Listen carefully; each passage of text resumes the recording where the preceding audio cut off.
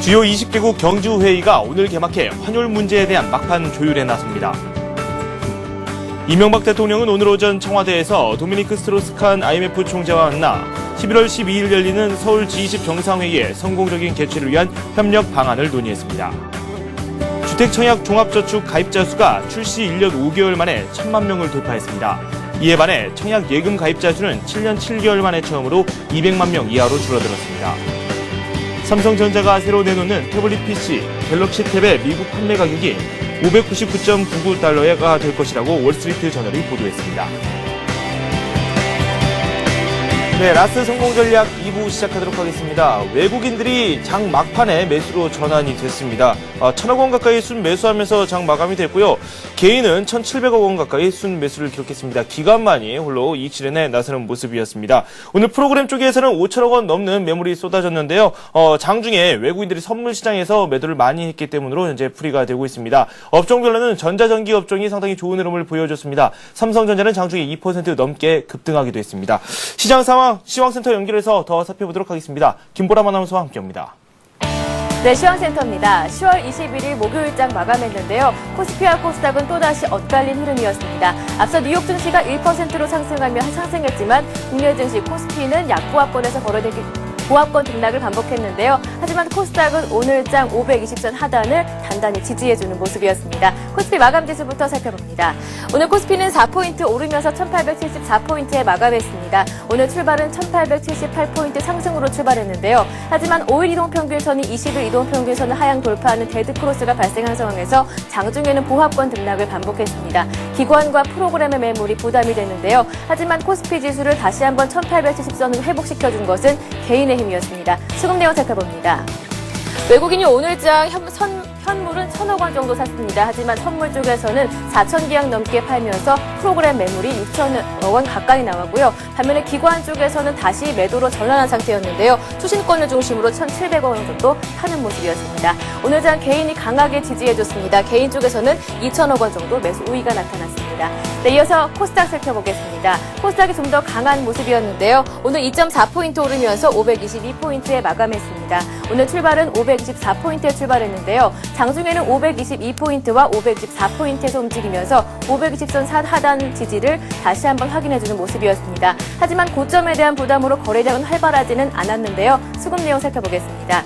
기관이 오늘장 다시 한번 이끌어주는 모습이었습니다. 7거래일 연속으로 매수 우위 나타나고 있는데요. 기관 쪽에서 480억 원 정도 매수 우위가 나타났습니다. 반면에 개인과 외국인 쪽에서는 매도세가 나왔는데요. 개인이 400억 원, 외국인이 30억 원 정도 파는 모습이었습니다. 네, 이어서 외환시장 살펴보도록 하겠습니다. 오늘 원달러 환율은 또다시 반등했습니다. 2원 40전 오르면서 1129원 30전에 마감했는데요. 오늘 출발만 하더라도 하락으로 출발했습니다. 1121원에 출발했는데요. 중국의 금리 인상에 따른 충격이 잦아들면서 미국 증시가 급등했고요. 그리고 달러가 급락하면서 하락 압력이 됐습니다. 하지만 중국의 3분기 GDP 발표를 전후해서 보합권 등락을 반복하다가 오늘 원달러 환율은 1129원 상승으로 마감했습니다. 이어서 유가증권 시장 시총 상위 종목들의 움직임도 체크해 보겠습니다. 대부분의 종목들이 상승했습니다. 삼성전자가 오늘 2.6% 오르면서 76만 원 다시 회복했습니다. 포스코도 장중에 상승 반전에 성공하면서 강보합에 마감했고요. 현대차와 현대모비스 오늘까지 1%대 상승 움직임 유지했습니다. LG화학은 4분기 실적이 예상보다 양호할 것이라는 증권사의 호평에 2% 올랐습니다. 반면에 은행주인 신한지주와 KB금융은 어제장의 상승폭을 그대로 반납하는 모습이었습니다. 신한지주가 2%, KB금융이 1% 내리는 반면 기아차는 강보합, IT주인 LG전자는 0.9% 올랐습니다.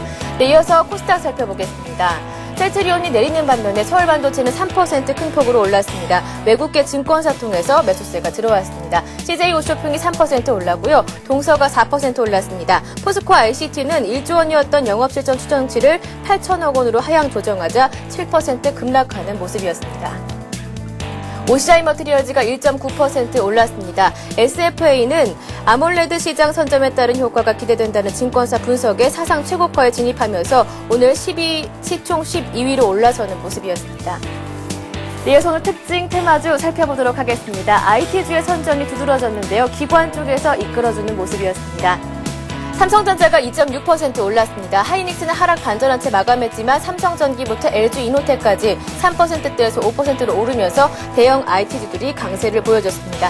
이어서 LED주 살펴보도록 하겠습니다. 서울반도체가 3% 올랐습니다. NI테크와 RF텍이 5%대로 오르면서 LED주까지 상승 탄력을 이어가는 모습이었습니다. 반면에 은행주들은 상승폭을 그대로 반납하는 모습이었습니다. 어제장 기준금리 인상 기대감에 일제히 올랐었는데요. 오늘은 일제히 하락하는 모습이었습니다. 신한지주가 2% 내렸습니다. 우리금융이 3% 내렸고요. 하나금융지주는 테마센 홀딩스가 하나금융지주 지분을 전량 매각했다는 소식에 7% 급락했습니다. 기업은행도 2.6% 약세 흐름을 보여줬습니다. 반면에 줄기세포주들은 오늘장 큰 폭으로 올랐습니다. 국내 연구진이 개발한 배아줄기세포 분화 방법이 세계 표준으로 채택된다는 소식에 일제히 올랐습니다. NK바이오가 14% 가격 제한폭 가까이 올랐습니다. 나머지 종목들도 강보합에서 2%대로 오르면서 줄기세포주가 강한 모습을 보여줬습니다. 더 큰 상승폭은 태블릿 PC 관련주에서 나타났습니다. 갤럭시 탭과 애플의 아이패드 등 태블릿 PC의 국내 출시가 한 달여만 정도 남겨둔 상황에서 동시에 오르는 모습이었는데요. 다산네트워크스가 8% 급등했습니다. KTH가 8.8% 올랐고요. 나머지 종목들도 2%에서 6%대로 급등하면서 태블릿 PC 관련주가 강세였습니다. 네, 마지막으로 실적을 발표한 종목들 살펴보도록 하겠습니다. 삼성 엔지니어링과 LG 화우시스 어제 실적을 발표한 종목인데요. 삼성 엔지니어링은 3분기 실적이 사상 최고 수준을 달성하면서 7% 급등했고요. 반면에 LG 화우시스는 실적 부진에 7% 급락했습니다. 대한통운에서부터 부산은행까지 오늘 실적을 발표한 종목인데요. 웅진케밀칸만이 강보합 유지하며 마감했고요. GS건설은 오늘 실적을 앞둔 상황에서 3% 하락 움직임 나타났습니다. 네, 이렇게 시장 흐름 살펴봤습니다. 외국인들이 또다시 선물을 강하게 매도하면서 시장에 부담을 줬지만 개인 쪽에서 이끌어주면서 코스피 지수 1870선은 지지하는 모습이었습니다. 지금까지 마감 시황이었습니다.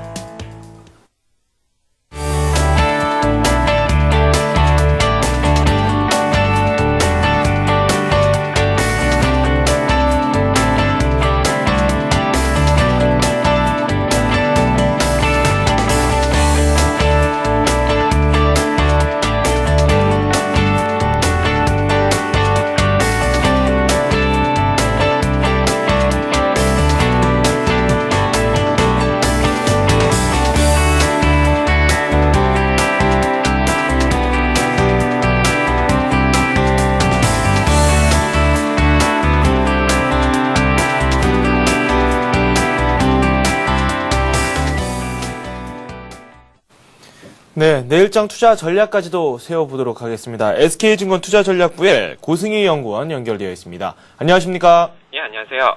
네, 오늘 우리 증시가 내렸다가 다시 또 올랐습니다. 외국인들이 후반부에 매수를 좀 해줬는데요. 장 마감 상황 어떻습니까? 네, 국내 증시는 5천억 규모의 프로그램 매도 물량이 출회되었지만 개인과 외국인이 순매수를 하면서 강보합으로 마감을 하였습니다. 오전에 발표된 중국 지표를 살펴보면요. 3분기 GDP가 9.6% 성장을 하면서 2분기 10.3%보다 둔화되는 모습을 나타냈는데요. 중국의 성장률은 앞으로도 둔화될 것 같고요. 9월 소비자 물가가 3.6% 상승하면서 전월과 같은 증가율을 보였는데요. 중국의 물가는 안정될 것으로 생각합니다. 종합해서 보면 중국의 성장률은 향후 둔화될 것이고요. 물가는 안정화될 것입니다. 결과적으로 중국의 추가 긴축 가능성은 완화되었다고 할 수 있습니다. 오늘의 특징적인 업종은 전기 전자 업종인데요. 삼성전자를 필두로 그동안 부진했던 IT 종목들이 강한 모습을 보였는데요. 외국인과 기관이 동반 순매수했다는 점에서 수급적으로 양호하고요. 대량의 프로그램 매도에도 상승했다는 점에 의미가 있다고 할 수 있겠습니다. 반면 은행 업종의 경우 싱가포르의 국부펀드인 테마섹이 지분을 매각하면서 전반적으로 약세를 나타냈고요. 은행주 자체의 저평가 매력은 있는 상황이지만 투자 심리가 악화됐다는 측면에서 주의해야 한다고 생각합니다. 외국인은 현물에서는 매수를 하였지만 선물에서는 매도를 하며 불안한 모습을 보이고 있는데요. 이는 외국인의 지속적인 매수 유입에는 아직 시간이 필요할 것이고요. 당분간 지수 역시 지지부진한 흐름을 이어갈 것으로 생각합니다. 따라서 지수보다는 종목 선정에 신경을 써야 하겠습니다. 네, 중국의 긴축 우려가 완화됐다라는 말씀을 해 주셨는데, 중국의 CPI가 예상치를 넘어섰고요. 상당히 좀 좋게 나왔었죠. GDP 역시 시장이 예상했던 수치를 좀 넘어서면서 나왔는데, 일단은 긴축 우려가 더 있다고 생각이 드는데, 그 점에서 조금 차이점이 있는 것 같아요. 설명 좀 추가적으로 부탁드리죠. 우선은 GDP가 예상치를 상회했고요. 그렇지만 2분기보다 둔화되었다는 점, 그리고 엊그제 있었던 오중 전회에서 중국이 이제 내수에 집중을 하면서 GDP를 8.0%를 목표로 8%를 목표로 선정을 했거든요. 그렇기 때문에 이제 투자보다는 내수 부양에 초점을 맞출 것이고요. 그렇게 되면은 GDP는 자연적으로 둔화될 수밖에 없습니다. 소비자 물가 역시 마찬가지고요. 그래서 얼마 전에 중국이 금리 인상을 했지만 추가적으로 올해 안에 중국이 금리 인상을 할 거라고는 보지 않고 있습니다. 네, 일단은 추가적으로 중국에서 금리 인상이 나오지 않을 것이기 때문에, 그리고 또 오중전에서 나왔던 그런 내수 부양책들에 대한 이야기 때문에 긴축에 대한 이야기는 그다지 크게 나오지 않을 것이다라는 말씀을 해 주셨습니다. 은행주들에 대해서 살짝 이야기를 해 주시기도 했는데, 오늘 낙폭이 좀 있었어요. 어제 상승하면서 좀 기대를 많이 낳기도 했었는데, 은행주들의 급락세에 대해서 추가적으로 좀 보충 설명이 필요할 것 같습니다. 하나금융지주 같은 경우는 좀 많이 하락했거든요. 네. 일단은 제가 그쪽 담당 섹터가 아니어가지고요. 자세히는 모르지만요. 제 개인적으로 봤을 때는 일단 싱가포르의 국부펀드인 테마섹이 지분을 매각했다는 분명한 악재가 나왔고요. 그렇기 때문에 일단 투자 심리가 상당히 악화되었습니다. 하지만 장기적인 시각에서 봤을 때는 은행주의 PBR이 1.0 미만이기 때문에 매력이 있는 상황입니다. 따라서 장기적으로 봤을 때는 큰 폭의 하락이 있을 거라고는 보지 않습니다. 네, 알겠습니다. 해외 증시의 변수들을 또 살펴봐야 되겠죠. 실적 발표도 계속해서 이어지고 있는데요. 관련 소식 전해주시죠. 예, 오늘 밤에는 미국의 9월 경기 선행지수와 10월 필라델피아 제조업 지수가 발표되는데요. 9월 경기 선행지수는 전월 대비 0.3% 상승할 것으로 전망되고요. 10월 필라델피아 제조업 지수는 전월 대비 소폭 상승한 2.0으로 예상합니다. 11월 미국의 양적 완화 정책이 실시될 것으로 예상되기 때문에요. 경제지표는 지수에 큰 영향을 줄 것 같지는 않고요. 오늘 실적을 발표하는 기업을 살펴보면 캐터필라, 그리고 AT&T, 그리고 아마존 등이 있습니다. 로이터 통신에서 가이트너 재무장관이 엔화와 유로화에 대해 추가적인 달러 약세를 원치 않는다는 발언을 했는데요. 이 발언으로 인해 달러화가 강세를 나타낼 것으로 예상되고요. 다만 추세적으로 달러 강세보다는 달러 약세의 속도 조절 차원에서의 발언이 아닐까 생각하고 있습니다. 네. 오늘 어쨌든 외국인들이 매수를 하면서 장이 마감됐지만 수급 계속해서 불안한 모습 보여주고 있는데요. 내일 투자 전략은 어떻게 세울까요? 예, 말씀드렸다시피 수급은 지금 상당히 불안한 모습입니다. 따라서 지수가 큰 폭으로 상승을 하기보다는 하락할 가능성을 염두를 해둬야 될 것으로 판단을 하고요. 그렇기 때문에 보수적인 시각에서 접근을 해야 할 것 같습니다. 지수보다는 종목을 잘 선택해야 한다고 보는데요. 특히 3분기 실적이 양호할 것으로 예상되는 기업에 투자하는 것이 바람직하다고 보고 있습니다. 최근에 코스닥의 코스피 대비해서 상당히 강한 모습을 보이고 있는데요. 이 코스닥의 강한 모습도 3분기 실적에 대한 기대감과 그 실적이 4분기까지 이어질 것이라는 기대감 때문입니다. 그리고 최근에 투자 전략은요, 장기적으로 종목을 보유하기보다는요, 단기적으로 트레이딩하는 전략이 바람직하다고 생각을 하고 있습니다.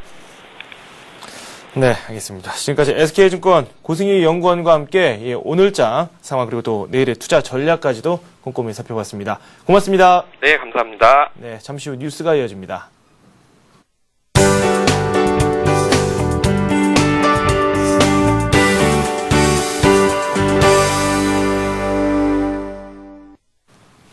네, 이 시각 주요 뉴스입니다.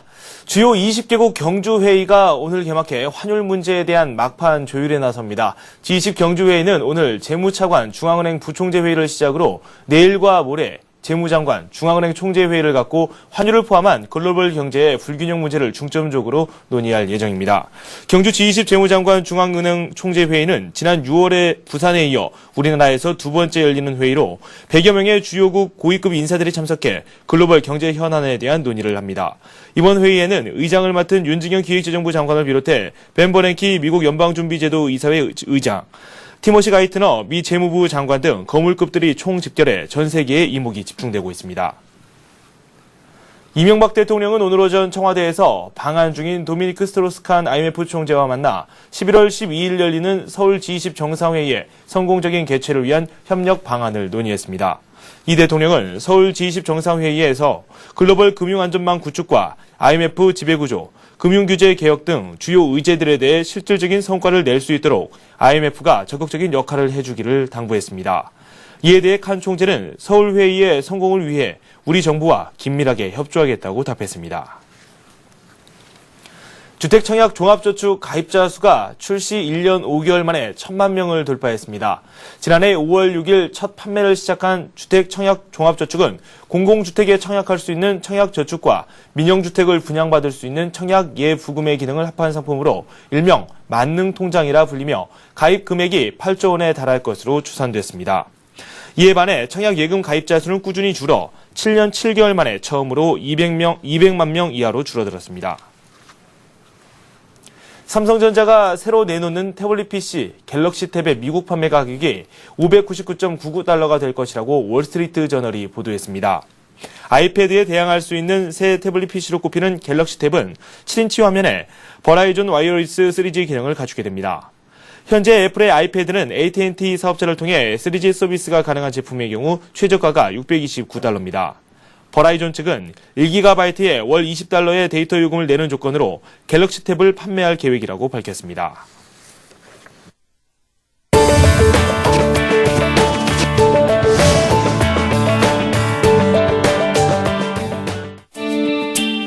증권금융 뉴스입니다. 국민은행이 오늘부터 전국 영업정을 통해 NHCA 대한민국 옐로칩 주식형 펀드를 판매한다고 밝혔습니다. 이 펀드는 업종별 1위가 아닌 미래 성장 잠재력이 높은 2위 종목군에 집중 투자하는 펀드로 설정 후 코스피 대비 약 9%의 초과 성과를 내고 있습니다. 농협이 오는 25일부터 인터넷 전화 전용 뱅킹 서비스인 폰 ATM 서비스를 시작한다고 밝혔습니다. 폰 ATM 서비스는 전화기와 ATM을 결합한 것으로 집이나 사무실에 설치된 인터넷 전화기에 현금 IC 카드를 넣으면 계좌 조회나 이체 등 다양한 금융거래가 가능한 서비스입니다. LIG 손해보험이 연금을 지급하기 시작한 후에 발생한 질병이나 사고에 대해서도 보험금을 지급하는 LIG 멀티플러스 연금보험을 출시했다고 밝혔습니다. 이 상품은 55세부터 75세까지 5년 단위로 최장 25년까지 연금을 받을 수 있고 연금 개시 이후 발생한 질병이나 사고에 대해서 가입 금액의 1%를 매월 추가로 지급받을 수 있습니다. 하나대투증권이 해외 선물과 FX 마진 거래 서비스를 오픈한다고 밝혔습니다. 이에 따라 투자자들은 하나대투증권 홈트레이딩 시스템을 통해 세계 최대 선물 거래소인 시카고 상업거래소와 시카고 상품거래소, 뉴욕 상업거래소, 싱가포르 거래소 등에서 37개 상품 선물을 24시간 동안 거래할 수 있게 됩니다. 또한 FX 마진 거래는 세계 주요국 통화의 환율 변동에 따른 차익 거래로 현재 유로화와 미국 달러, 영국 파운드, 일본 엔화 등 주요 통화 조합 23개 종목을 거래할 수 있습니다. 네, 코스피와 코스닥이 나란히 0.2%와 0.4% 상승하면서 마감이 됐습니다. 외국인들의 선물 매도는 이어졌지만 후반부에 좀 줄이면서 우려를 더는 움직임을 보여줬습니다. 아시아 지역 증시는 약간 혼조세를 보이기도 했습니다. 먼저 일본부터 살펴보도록 하겠습니다. 일본 증시가 하락세를 보였습니다. 그래도 낙폭을 많이 줄였습니다. 0.08% 내리면서 9,374로 마감이 됐는데요. 은행세와 같은 금융산업 규제 강화 전망에 은행주가 하락하는 모습을 보여줬습니다. 중국도 한번 살펴보도록 하죠. 중국에서는 경제 지표들이 계속해서 좋게 나오면서 긴축 우려가 나오기도 했습니다. 장중에 하락세를 점차 키워나가는 모습도 보여주기도 했고요. 1.2% 내리면서 현재는 2,966선에 머물고 있습니다. 네, 오늘 저희가 준비한 소식 여기까지입니다. 시청해주신 여러분 고맙습니다.